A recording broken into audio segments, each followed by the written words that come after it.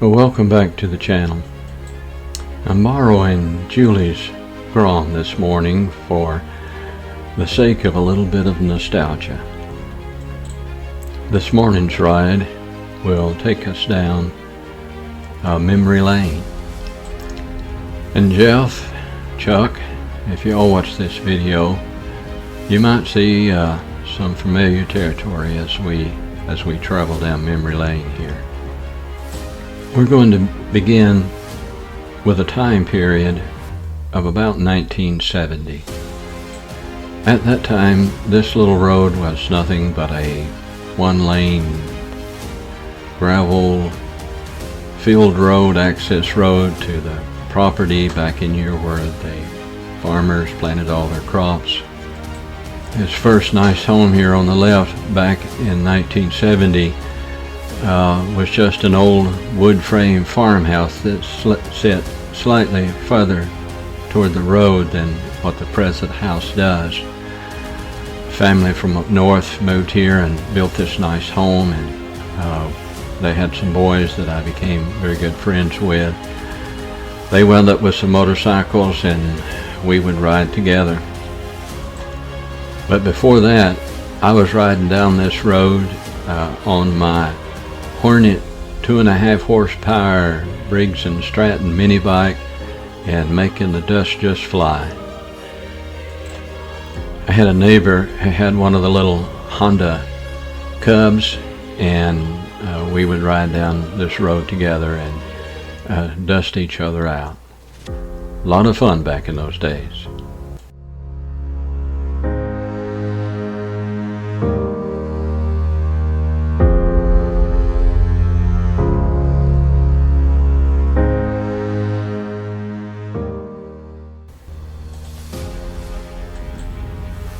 This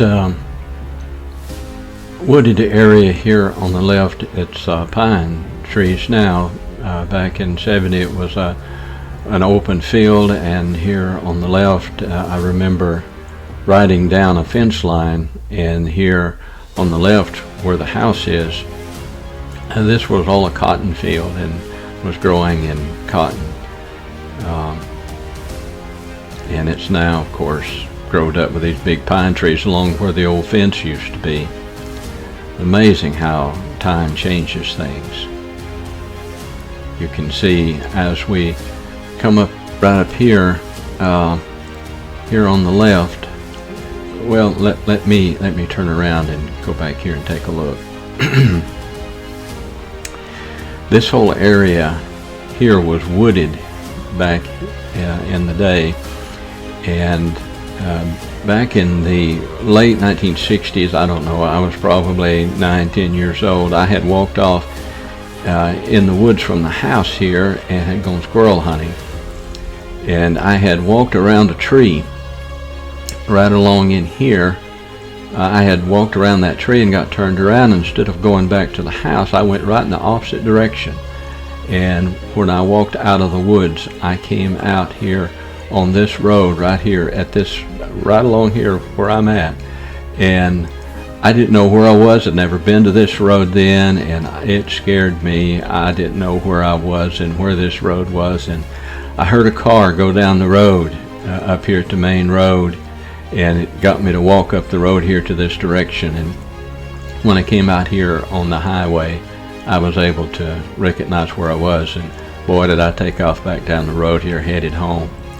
But later on, when we started riding this and going down in that old farm area, right here on the left, right along the edge of the road, there was a path where we rode our motorcycle, just wore the grass off of it along the right-of-way there.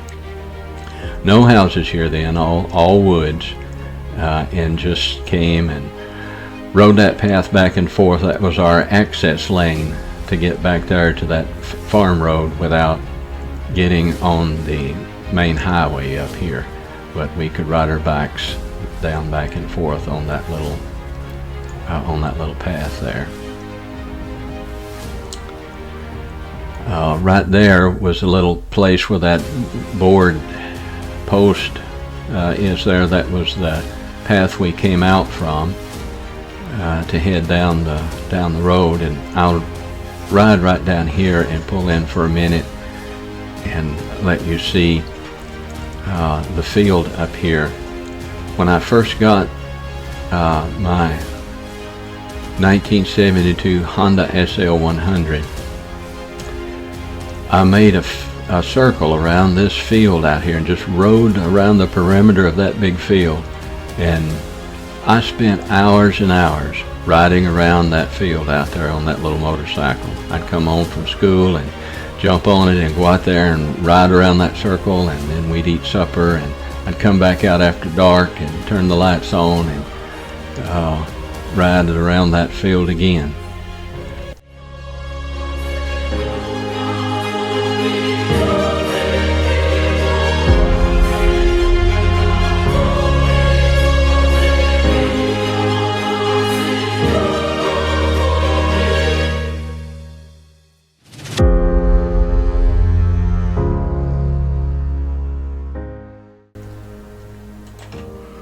Now this road right here was just a tar and chip road, and we would ride down here on our bikes. Here on the left, we had trails all out in those woods out there, and we'd ride our bikes on those. We had trails here off to the left back in those woods.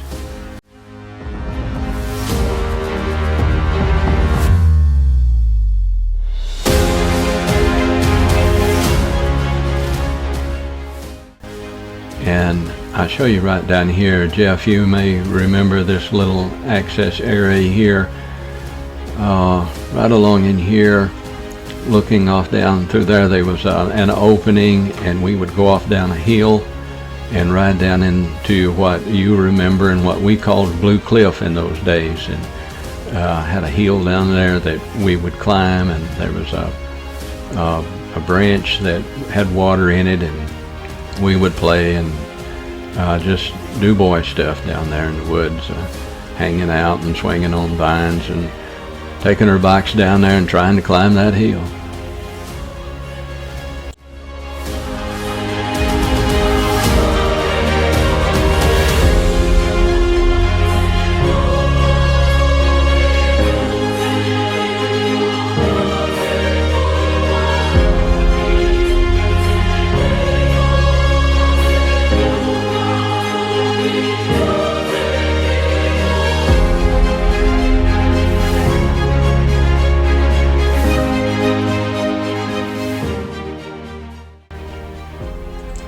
This road here we are taking to the left.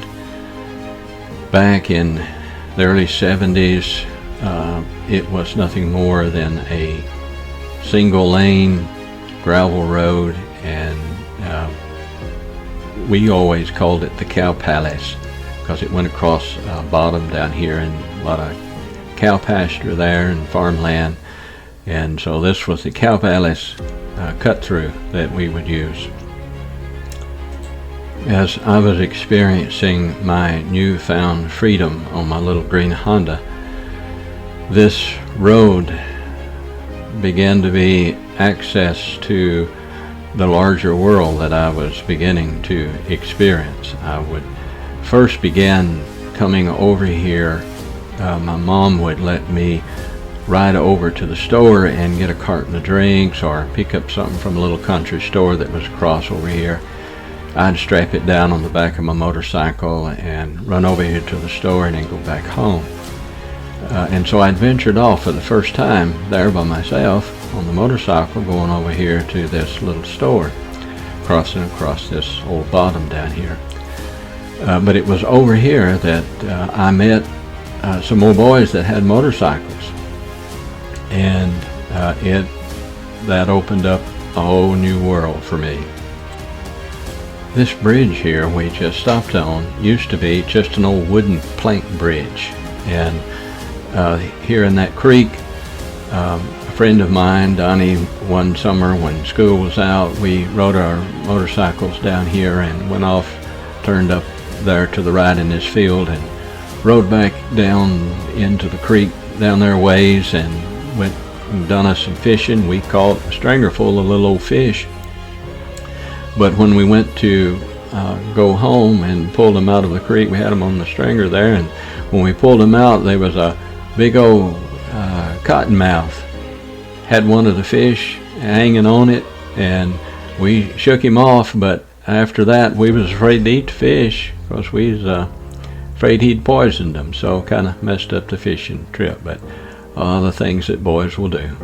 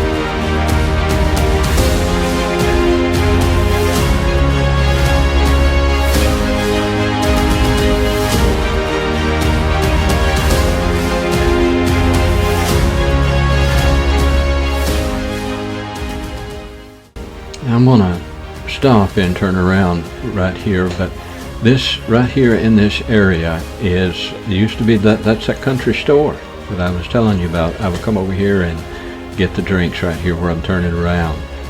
Mr. Scott lived there in the house and had a store here beside the house. It was a great big old tree right out here next to the road in front of the store, and I'd come over here and all of us boys, we'd gather around under the tree and talk about our ride and drink our Cokes and use up Mr. Ray's oil can. He had an old oil can sitting out by the gas pumps, and he kept it full of oil for us. I don't know how much of his oil we used. We didn't never pay him. We just borrowed the oil can and oiled our chains, and he never said a word and kept it full for us. So that's the way it was back in those days.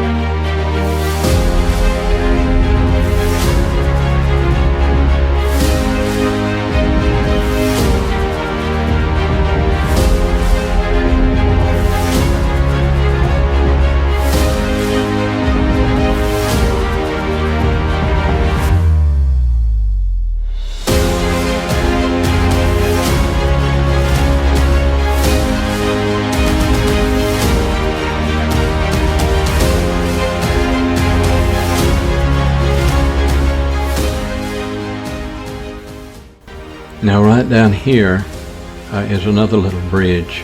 We call it the old iron bridge. It's all been replaced now, and it's a new concrete bridge, or not new, but newer than what that one was. It was an old iron tight bridge in one lane. Only one vehicle could go across it at a time, and we would stop. And I remember one time stopping with my granddaddy, and we stopped here and fished off the bridge and caught some little catfish, and we took them home and dressed them, and boy, fun thing for a young boy.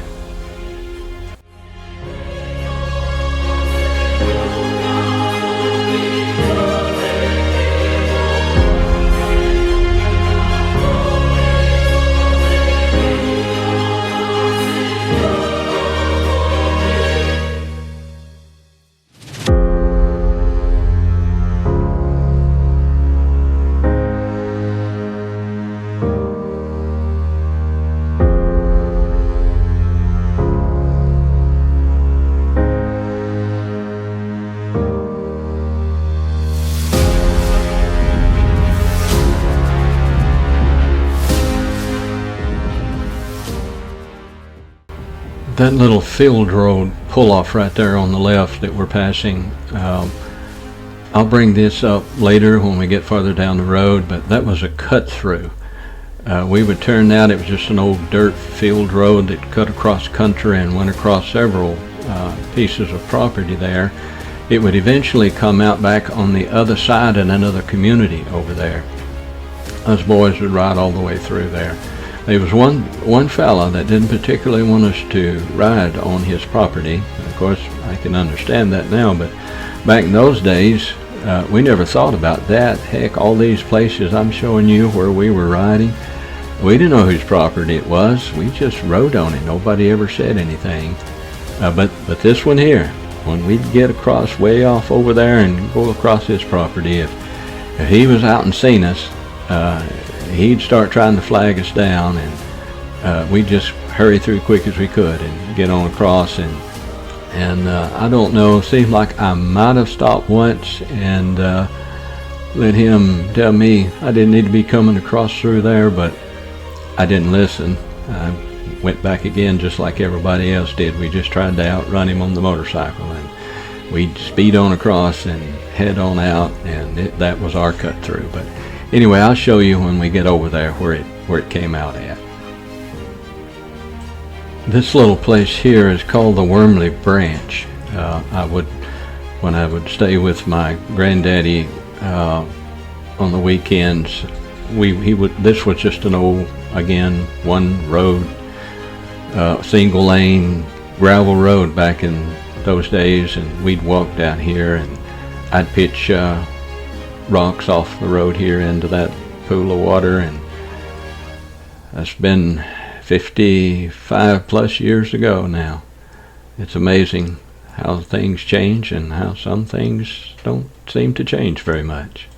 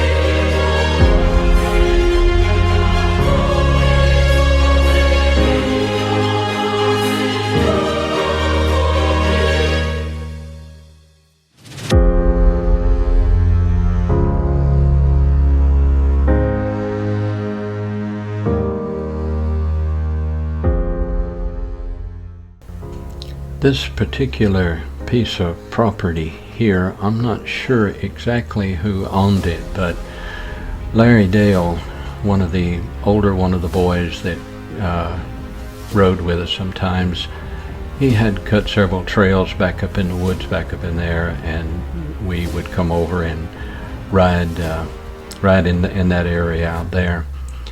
The unique thing about these trails was there was a big hill to climb on it, and right at the base of the hill was the worst slough that it just stayed wet and muddy, and the hill wouldn't have been all that much problem, but you had to get through, I guess it was probably 40-50 feet across that slough, and you just marred up and had to push through it a lot of times and even get help to get through it. And then when you come out the other side, you was immediately headed up that hill, and your tires were all slick and you were slick and covered in mud, and it was just a mess. But hey, that's what young boys like, is mud and slough and mess, and there it was. So we would ride and eventually try the slough and try the hill, and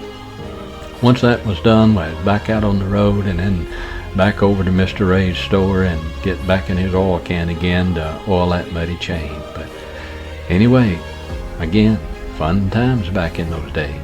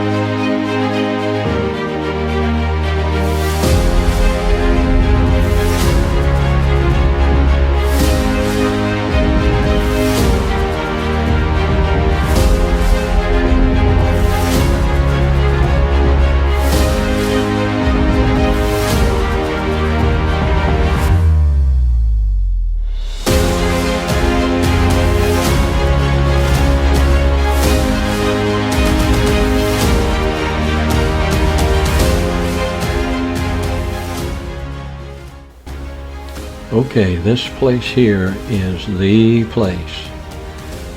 It was the gathering place for, well, at times there'd be as many as 10 or 12 of us here at one time. I can't go back in there now. They've got it gated and fenced off, but back then it was open, and you could drive back in here to an old gravel pit that's, I don't know, I guess a mile and a half back up in there to it. And oh, we had trails and hills and going up and down them gravel banks. We would spend hours back in there riding. We'd gather up and down the side of a big hill on the side of the pit and stand along, and somebody would get a running start at it and try it. And if they didn't make it, we'd be up there to catch them and help them turn it around and roll it back down, and sometimes ride it back down for them, depending on who it was. And some of us was pretty short-legged back in those days. But anyway, we'd take turns and help one another and up and down those trails. And wow, man, you just can't imagine how much fun that was for us boys. And if the truth be known, we probably wasn't supposed to be back in there either. But hey, I guess it's easier to get forgiveness than permission, and we didn't even know to ask permission. We just went back there and rode. Great place to ride and to meet and congregate. And so, man, what a fun time. This was one of the first places that I remember coming to after meeting all these boys over here, and a lot of great friendships developed out of that.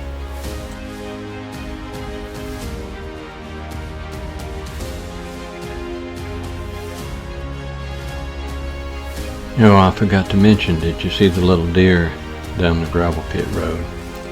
He was back up in there.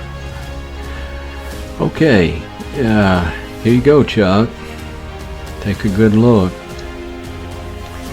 Looks like Chuck needs to be here and mow his yard and spiff things up a little bit and clean up his driveway and do some work. And I bet if Chuck was up here, he would be doing some sweeping on it.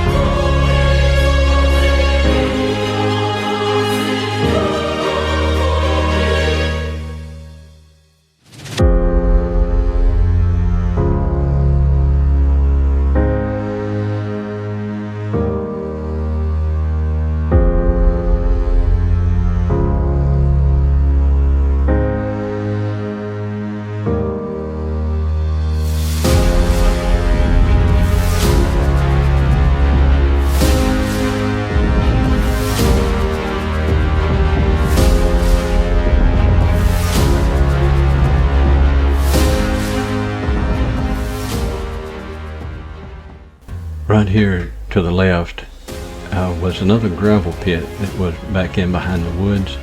It wasn't as large as the gravel pit on the other road over there, but it was some stuff we could ride in and jump off the banks on. And I broke the frame on a 1974 MT250 Honda out there jumping on those gravel pit banks. I hit the ground and broke her right in two there where the frame split to the double cradle and the single cradle bar on it. Anyway, nothing that a little welding wouldn't do, and put it back together and go riding again.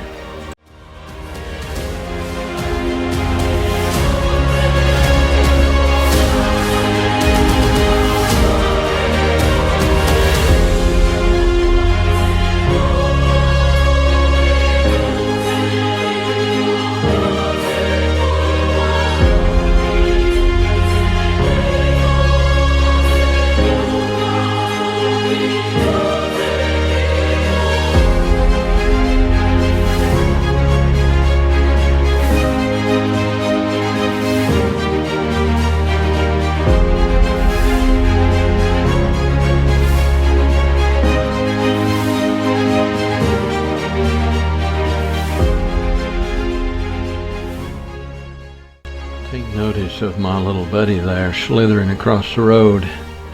Think I'll let him be if he'll let me be. Anyway, we're not to the end of memory lane yet, but we will conclude this portion of it, and in part 2 we'll pick up again from about right along in here, and we'll take a look at some more trails and things where we used to ride at, and see what else we can discover along these old country roads out here. And of course, have to remember that it don't look like this back then. This was all in here, single lane gravel road, none of this tar and chip that we have today. But anyway, there's a little bit of that left. We'll look at that here in the next episode. Get to see a little bit of the gravel that's still left and hadn't been paved yet. Anyway, hope you've enjoyed the ride, and next time we'll take another look down memory lane. See y'all later.